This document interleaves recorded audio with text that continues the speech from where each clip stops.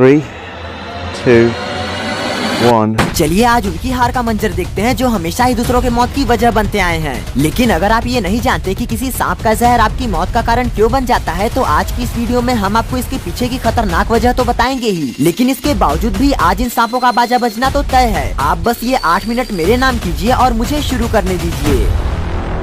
दुनिया के तमाम देशों में पाए जाने वाले जीते जागते इन मौतों की तमाम प्रजातियां अपने अपने खास काबिलियत की वजह से एक दूसरे सांपों से ज्यादा खतरनाक होते हैं, जो कि वैसे तो अक्सर छोटे जानवरों को ही अपना शिकार बनाते हैं। पर इन सबको देखकर आपके मन में ये सवाल जरूर आता होगा कि इनमें से कौन सबसे ज्यादा घातक है। तो इस सवाल का जवाब इन सांपों से ही लीजिए, जिसमें पहला सांप जो कि हमारे इंडिया का ही इंडियन कोबरा है, ये 18 फीट तक लंबा होने के साथ साथ एक बार में 420 मिलीग्राम जहर छोड़ता है। लेकिन इसी मामले में ब्लैक मांबा इंडियन कोबरा से भी एक कदम आगे है, क्योंकि ये अगर 125 से 400 मिलीग्राम जहर भी आपके शरीर में उतार दे तो 15 मिनट में आप दूसरी दुनिया में होंगे। लेकिन जरा रुकिए जनाब, क्योंकि वाइपर इस लिस्ट में इनसे भी आगे निकल चुका है, और वो भी सिर्फ अपने एग्रेसिवनेस और फुर्ती की वजह से, जिसका प्रमाण खुद ब खुद ये क्लिप ही है, जिसमें इस वाइपर के आगे चूहा के साथ साथ एक नेवला भी था। पर क्योंकि इस इलाके में अब ये बर्ड्स आ चुकी थी, इसलिए ये रुक जाता है और इस बर्ड को अपना टारगेट बनाए रहता है, जिसके बाद ये जैसे ही आगे बढ़ती है, ये इस पर अटैक करके इसके शरीर में अपना जहर छोड़ देता है,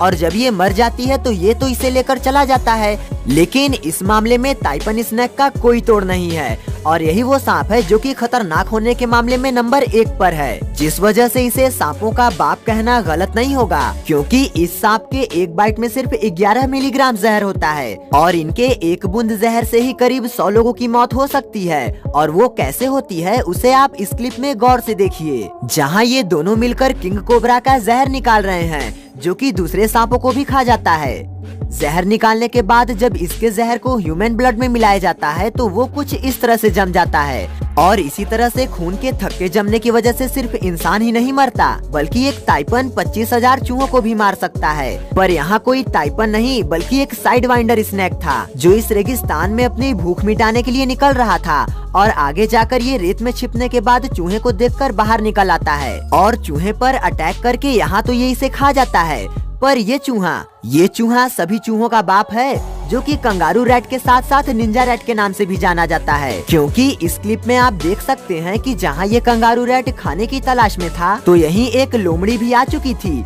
और इसे चूहे की गंध मिल चुकी थी, जिसे खोदकर ये जब निकालती है तो ये रैट झटपट भागना चाहता है, पर लोमड़ी को भी इसकी आहट मिल ही जाती है और वो इसे पूरी एनर्जी के साथ दौड़ाती है। लेकिन इस रेट में जिस तरह से ये चूहा यहाँ जीतता है, उसी तरह की फुर्ती ये यहाँ भी दिखाता है, जब एक रैटल स्नेक इस पर हमला करता है, और ऐसा ये 2 बार करता है, जिसमें एक बार के लिए तो ये सांप की चपेट में आ ही गया था, पर यहाँ ये चूहा तो बच गया। लेकिन यहाँ इन 2 कोबरा के भिड़ंत में कौन किस पर भारी पड़ेगा, क्योंकि दोनों एक ही बिरादरी के हैं। प्लीज हमें सब्सक्राइब करके अपना सपोर्ट दें। ये कोबरा अपने इलाके से निकलकर इस दूसरे कोबरा के इलाके में घुसकर बहुत बड़ी गलती कर दिया था, और अब यहाँ एक धमाकेदार लड़ाई होनी तय थी, और होता भी ऐसा ही है, जहाँ इन दोनों को देखकर ऐसा ही लगता है कि ये दोनों मैटिंग कर रहे हैं, पर हकीकत तो ये है कि ये दोनों ही एक दूसरे को जमीन पर दबाना चाह रहे हैं, क्योंकि इनकी लड़ाई में जो जमीन पर होगा वो हार जाएगा।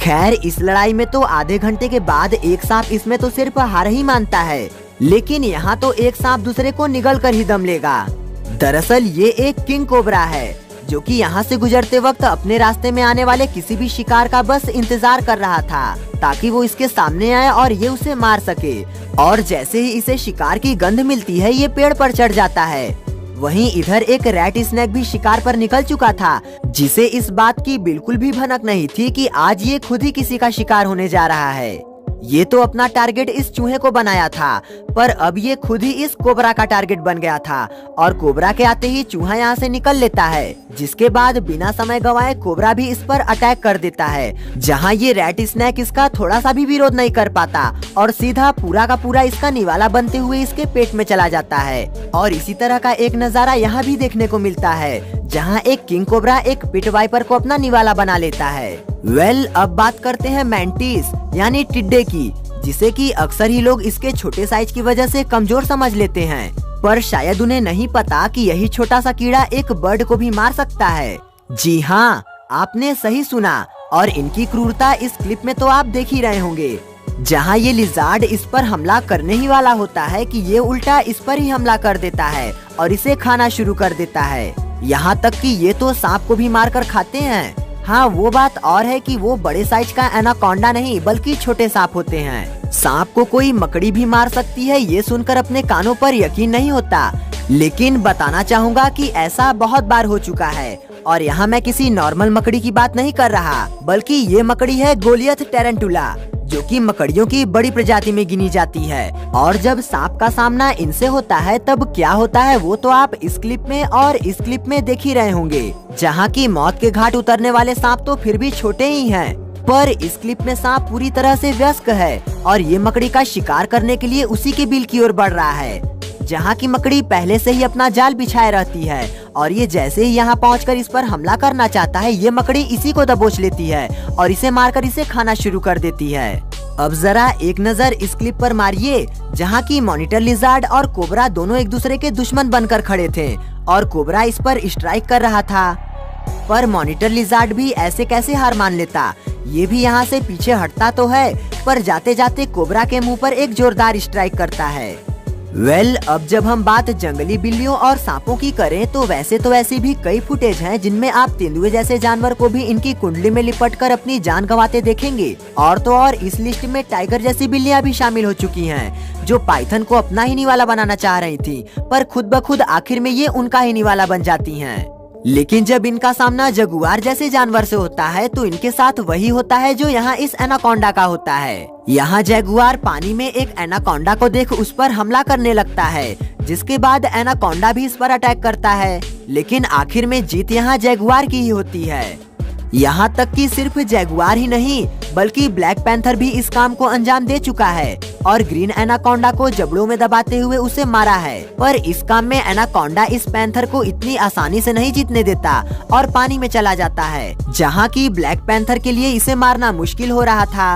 एनाकोंडा के पानी में जाते ही ब्लैक पैंथर भी पानी में उतर जाता है, पर ये तो आप भी जानते हैं कि ब्लैक पैंथर पानी का राजा नहीं, लेकिन एनाकोंडा पानी में भागने में जरूर माहिर होता है। यही वजह थी कि एनाकोंडा के पानी में आने के बाद ब्लैक पैंथर को इसे पकड़ना मुश्किल हो रहा था और एनाकोंडा तेजी से छटपटाते हुए यहाँ से भागना चाह रहा था। ये ब्लैक पैंथर काफी देर तक मशक्कत करता है और आखिर में इसे जमीन पर लाने में कामयाब रहता है, लेकिन जमीन पर लाने के बावजूद भी ये इस पर अपनी पकड़ नहीं बना पा रहा था और इसे मारना अब भी इसके लिए मुश्किल ही हो रहा था। आखिर में इस काम में ये जगुआर भी आ जाता है और वो इस काम को पूरा कर देता है। एनिमल्स की वीडियो ये रही, और अगर आप हमें अपना सपोर्ट देना चाहते हैं तो हमारे चैनल को सब्सक्राइब कीजिएगा।